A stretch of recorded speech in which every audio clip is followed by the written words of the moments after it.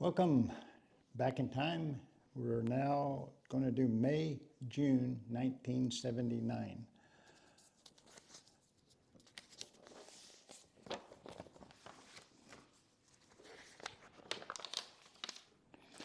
This was an article done by probably my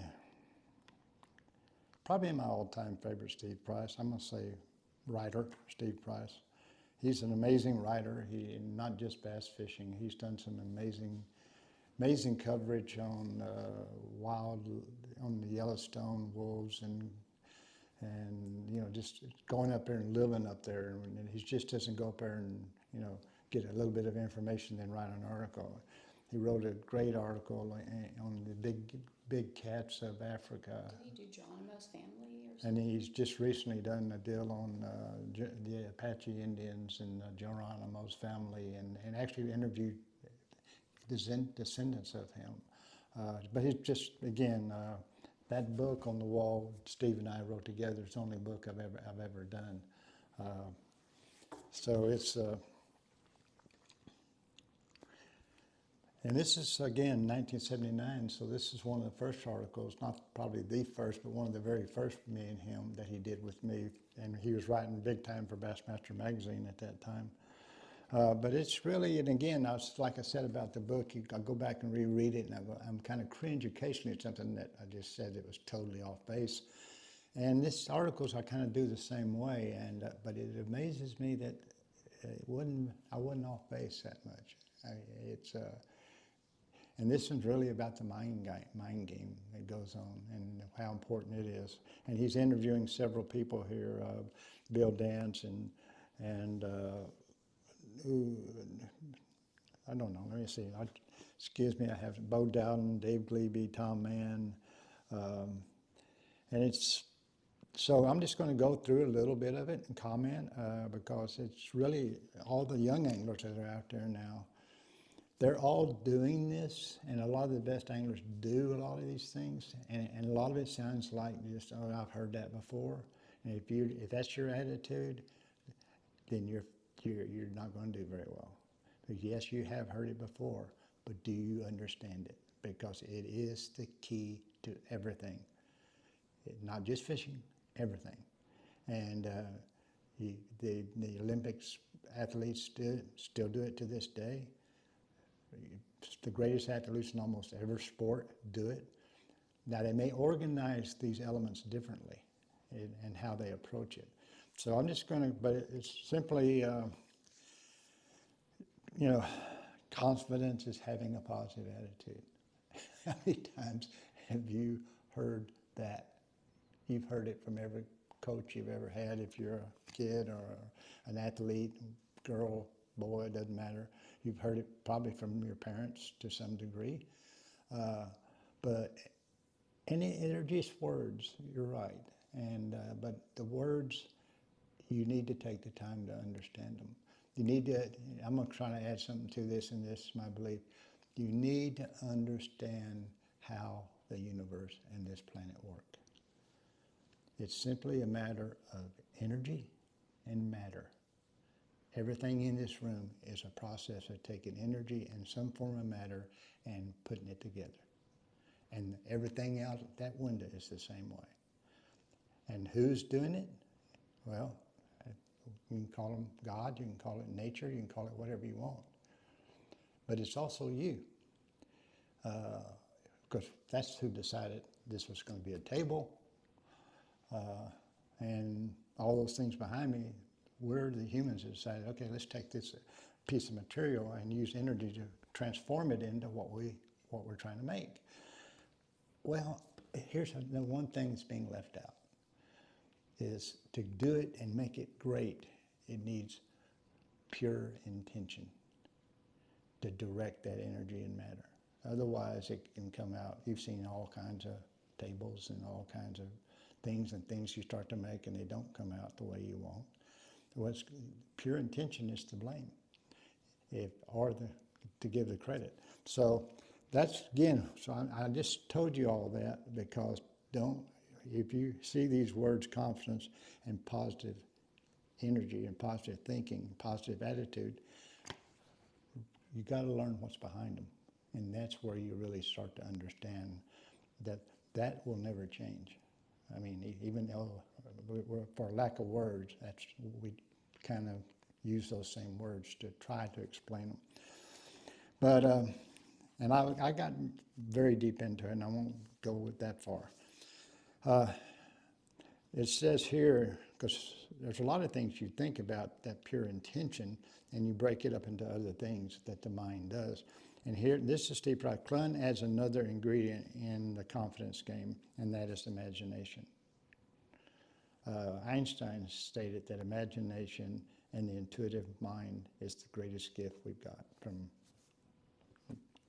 the creator of whatever, you know. And without that imagination, there would be nothing new. And so there's still one more factor in gaining confidence, and that is desire. And that's what I love about the young anglers out there today, is there's so much desire and belief I can do this. And they're just putting all the pieces together, you know. Each fish they catch is another piece. Each thing they learn is another piece. And they may end up organizing it different, but the best ones will be doing it. And whether we'll call it the same thing I'm calling it right now. And then, of course, you have concentration. And those are all things of the mind. That concentration is simply that make sure that your desires and your intentions are in line, and get on what you set up to organize to do that day, whatever you're trying to accomplish. You know, stay focused on it. And as humans, it's all these things are easy. We get sidetracked easily, you know, by other things. And but this is, again, Bill Danson. Everybody in here talks about it.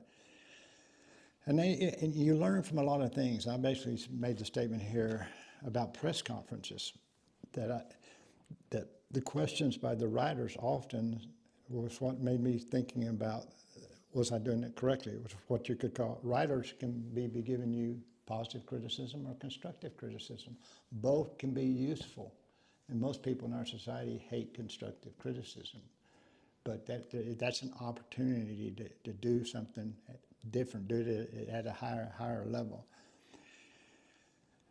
And then the problem with this, it's always pretty fragile. The most fragile confidence is based, and this I tell all young anglers, and this is true with other things in life. The most fragile confidence basically is based on someone else's opinion and ideals. You start listening to the wrong people. And that's what you got to be careful of. And in doing so, as time goes by, I observed this in myself, but I observed it in a lot of people, that many fishermen actually talk themselves out of catching fish. How do you do that? Well, now your intentions are really chaos. And because as we grow in time, not only are we developing reasons to catch fish that embraces and makes your confidence gives you confidence at a higher level, we also start seeing reasons why we aren't catching them. And we start to, if the problem is, we all do that. That's just human nature. But the ones is don't let that become your emphasis.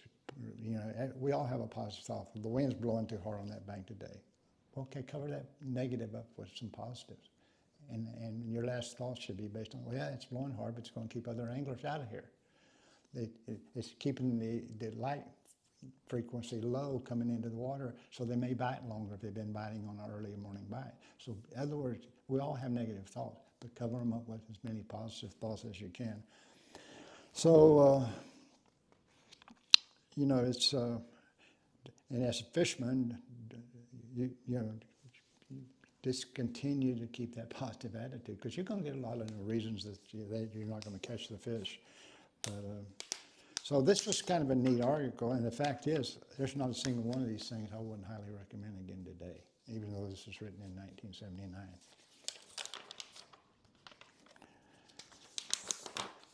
Most of this article I'd like to see, it's done on, there was a great line study, monofilament in Berkeley, Stren in Berkeley, and all the DuPonts, and they started studying abrasion resistance, and they created all these machines and stuff to test how much pulling lines straight with some type of machine, when does it break? Tensile strength.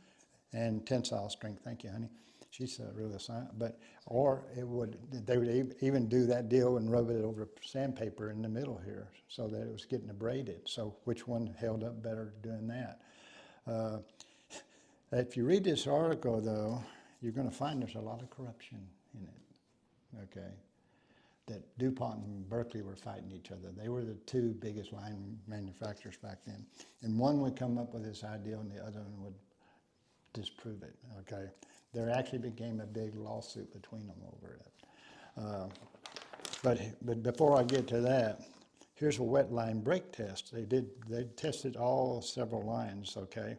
The only thing I'm going to point out here, in other words, this was all done with 10-pound, theoretically 10-pound tests in Maxima, Andy, Shakespeare, Stren, and the trilene lines.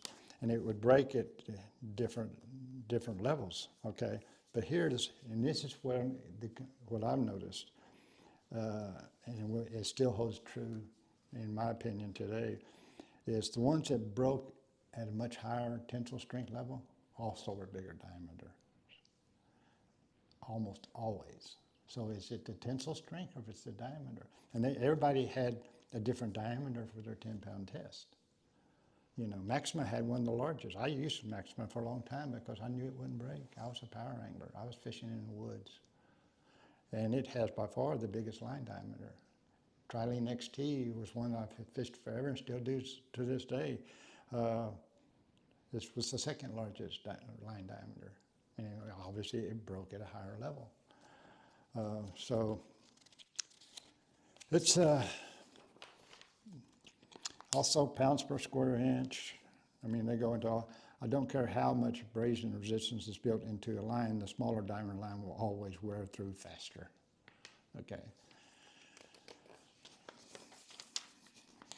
And of course, they go into the color lines of what you can see underwater. And they actually had guys underwater with different colors. And they were just seeing when these colors with scientific methods actually start to disappear, at what depths. And which ones still stung out,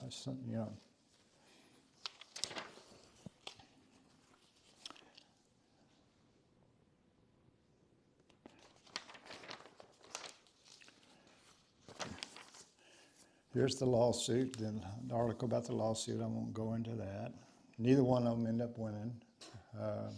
But every time one would come with, my line is clearer than yours, or my line is this, they would come out and disprove it and sue each one. So it started with $800,000, and by the time they were finished, it ended up they suing back and forth to be $10 million. So, and again, they spend $1 million on lawyers, and the judge threw it out of court.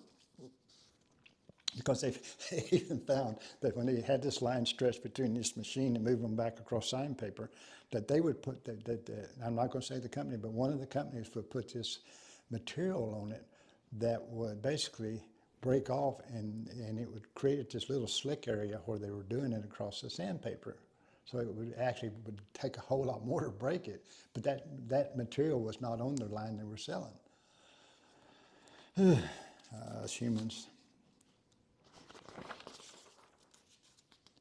So what do you do if you're the angler? You trust yourself. You do your own test. And when you have line that's working, first of all, the line has to match your style. Okay. And then you use enough of it and you put it under enough work that all of a sudden you know, hey, I know what this can handle. I know if he's wrapped around that limb, how much pressure I can put on him. I know how hard I can hit him if he's right there versus out there without breaking my line. And when you get lines you trust, don't change them. Marketing in the industry is going to try to change them for you every year, but don't change them if it works for you. You know, the only time you change anything in fishing is when it's not working for you.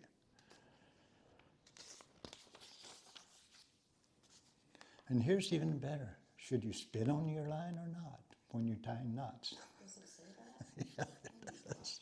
To spit or not to spit. Do you spit? Yes. Okay. And they do go into, no, it doesn't change the line. And it does help slide your knots down, but it doesn't change the strength of the line one way or the other. I wouldn't think. Well, you didn't know, your slava has digestive material in it. So it was good.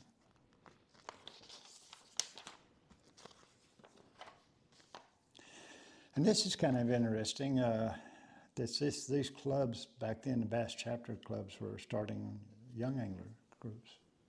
And I've always wondered, because I knew we didn't really have Little League, and now you look at the high schools and the colleges are just everywhere, and they're doing it. And it had to start somewhere through these Bass chapter organizations and these smaller clubs. So thanks to them.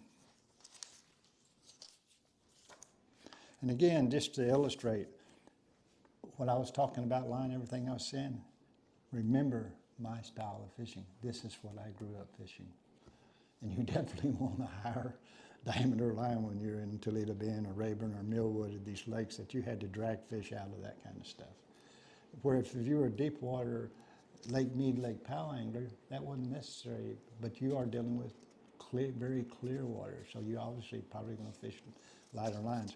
I do wish they would come back now, because we have so many more lines now than Berkeley and Strand, and do this same kind of study, a legitimate one. There might be one. And probably it might actually be one, but I'd like to see it on all the fluorocarbons.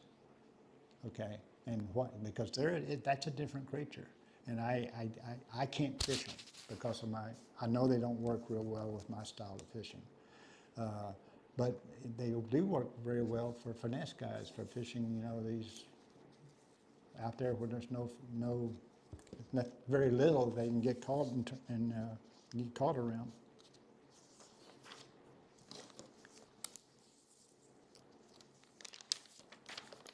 And again, we're still fishing tournaments to qualify for the next year's Classic, and trying to. This one has a lot of kind of new names in it. I ended up 7th. That was on the St. John's, and I didn't win it. That's amazing. I didn't think I ever placed except a 201, but I did. So that is again 1979, May, June, back in time. Interesting.